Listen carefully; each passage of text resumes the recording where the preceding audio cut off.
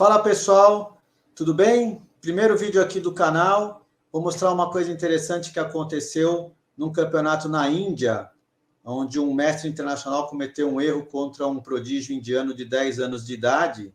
E o curioso dessa história é que há quase 40 anos atrás, uma posição parecida ocorreu no Paulistano. Mas vou contar essa história depois da vinheta.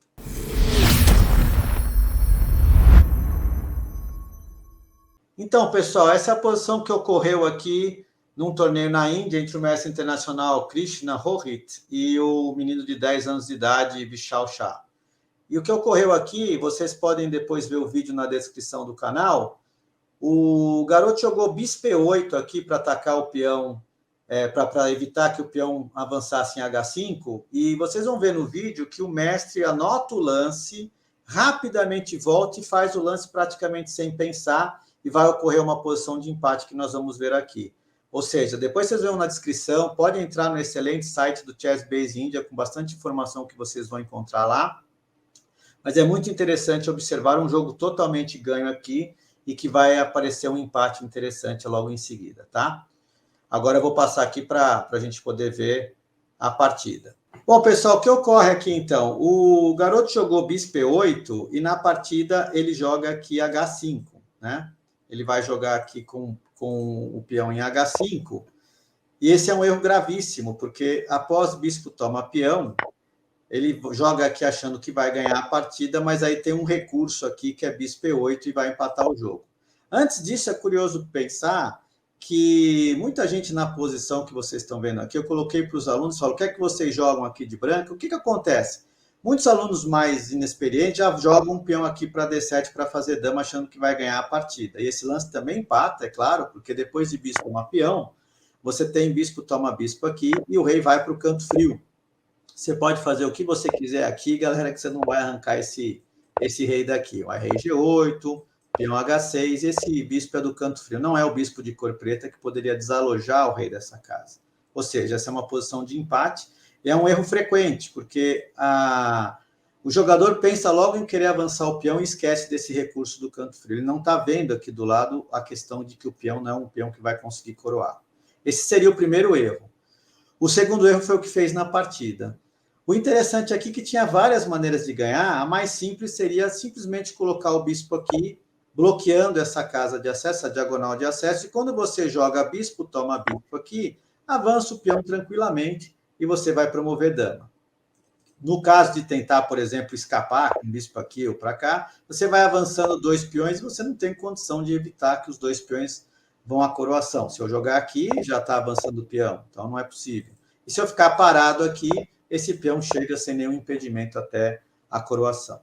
Então era muito simples das brancas ganharem aqui com o bispo F7, mas veja, no vídeo é muito interessante perceber que o mestre internacional tinha lá 15 minutos, quase 16 minutos para jogar, enquanto que o menino tinha um minuto e meio. Ele faz a nota na planilha, volta e ele, sem nenhum tipo de reflexão, joga o peão em H5. O que ocorre? É jogado aqui o bispo toma peão, e quando joga bispo toma peão, ele joga D7, mas ele já percebe que ele não vai conseguir ganhar mais a partida, porque há um recurso tático do afogamento. Bispo E8 aqui afoga. Se eu tomar o bispo, obviamente que vamos ficar sem material. Se você avança aqui o peão e você promove dama, é afogamento. Eu não disponho de nenhuma casa aqui com rei e o meu bispo está cravado. Isso ocorreria também com a torre.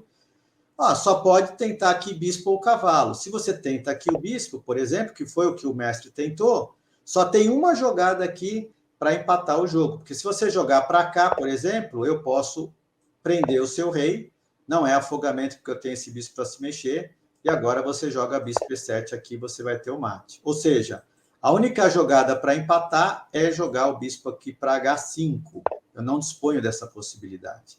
Eu teria cheque, mas aqui ele só tem a única jogada, e para azar do indiano, o bispo nas casas verdes, que vocês estão vendo aqui, não vai conseguir dar mate, faltou tabuleiro aqui, ó.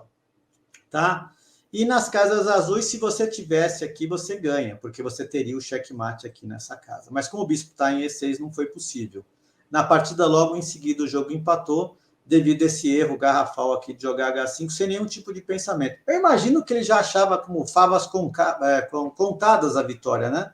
mas não é o que acontece, tá, pessoal? Tem que estar sempre prestando atenção antes de jogar, observar todos os recursos da posição. Então, vem aqui essa posição aqui, pessoal, o que acontece? Essa posição foi colocada pelo mestre internacional James Mann de Toledo. Eu estava dando uma aula para o grande mestre, futuro grande mestre Giovanni Vescovi, lá no Paulistano, nos anos 80 ainda, finalzinho dos anos 80. E aí chegou o James e colocou essa posição aqui, mais ou menos por aqui, e falou: preta jogam, empatam. Vejam que é a mesma posição que aconteceu com o indiano, só está trocado o lado, tá, pessoal? E vocês vão ver que tem uma diferença muito interessante aqui. É claro que ele fala, bispo D8 aqui é a mesma situação, ameaça o peão, e se você jogar aqui o peão aqui para E8 e faz dama, já vimos que isso aqui é afogamento, o bispo não pode mexer nem o rei. A mesma coisa se você promover torre, obviamente, é a mesma situação, vai ser afogamento. Porém, aqui é diferente, o bispo não está aqui, como está no indiano, só que com o tabuleiro aqui para o lado de cá, né, com um peão diferente. Mas assim, a mesma situação, não muda nada, tá? O que acontece?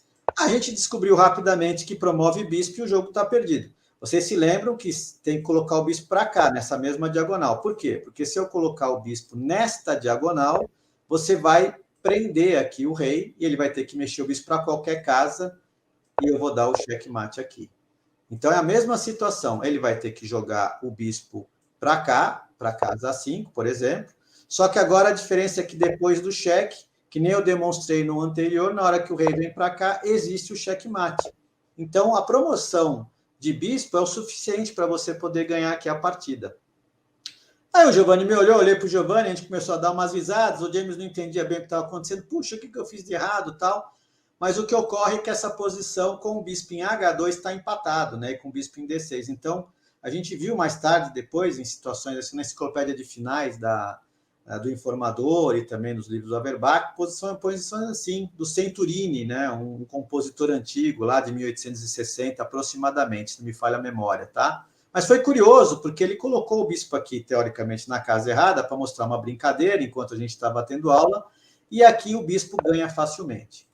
O interessante foi que a história se desenrolou mais para frente da seguinte forma. Uns 2 dias depois, o James fala, lembra aquela posição? Eu fui dar uma olhada e sabe o que acontece, pessoal? Aí ele mostrou e demonstrou para a gente que promoção a cavalo também ganha a partida. E eu me lembro como se fosse hoje, porque já dar mate de bispo e cavalo, pessoal, não é fácil. Muita gente erra, já tem grandes mestres, né? Falhas épicas do jogador não conseguir dar o checkmate em 50 lances. Então, quando ele promoveu o cavalo, a gente falou, puxa, mas como que vai ganhar aqui?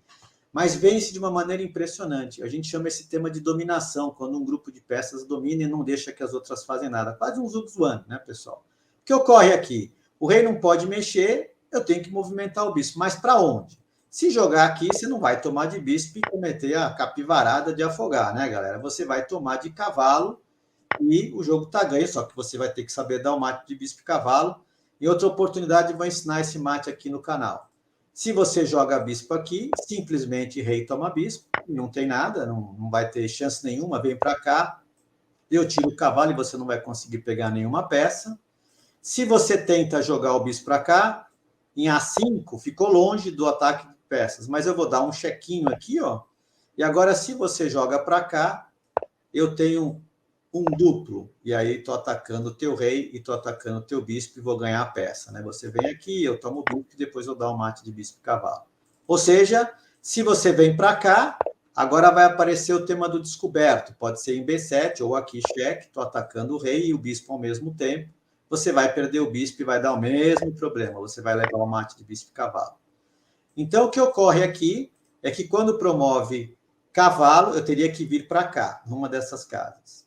Se eu colocar, por exemplo, o bispo em E7, esse é o único caso, curiosamente, que você tem que colocar o bispo aqui, prendendo o rei. E agora eu tenho que permanecer nessa diagonal porque está tendo o cavalo D6 checkmate. Então, por exemplo, joguei na diagonal errada, já levo o mate aqui e acabou o jogo. Então, o que acontece? Vamos supor que ele mantém aqui.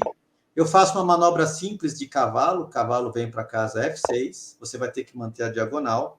E agora eu jogo o cavalo aqui e eu tenho 2 mates ameaçados. Aqui, vou colocar aqui em azulzinho. Tenho 2 mates possíveis, né? Se você tirar o bispo. Então, o único jeito de você defender os dois seria colocando o bispo aqui. Defendendo esse mate e aquele mate. Mas o azar é que eu tomo o bispo e, puxa vida, galera, olha lá, o bispo está protegido e eu consigo depois dar o mate de bispo e cavalo. Vou ter 50 lances para dar o mate aqui. Bom, então não pode.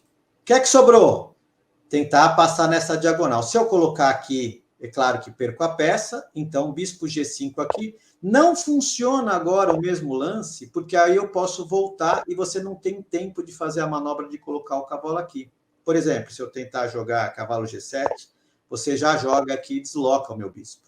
Então, nesse caso, quando joga, só dá certo aqui, como eu estava falando, porque o bispo já está nessa casa, então eu posso jogar o bispo E7, o bispo C7. Mas se ele joga, por exemplo, aqui, na hora que eu promovo o cavalo, bispo G5, você dá o cheque aqui, e se você vai para lá, eu jogo o descoberto e ganho o bispo e a partida. Ou seja, também não dá. E na hora do cheque, rei aqui, também vai ter o problema do duplo e eu pego o bispo. Que azar desse bispo, ele não acha lugar. Finalmente vai ter a parte mais legal que o James falou com um sorriso ali na posição, né? Então, pessoal, o James com um sorriso aqui chegou e mostrou para a gente o bispo H4, que é o lugar mais distante do tabuleiro. E o que acontece aqui é que você dá o cheque, não é possível colocar o rei aqui em B8, e aí o cavalo vem para F5 descoberto e pega o bispo de novo. Mas veja, e se eu jogar agora o rei para D8? Não tem mais duplo, não tem mais nada.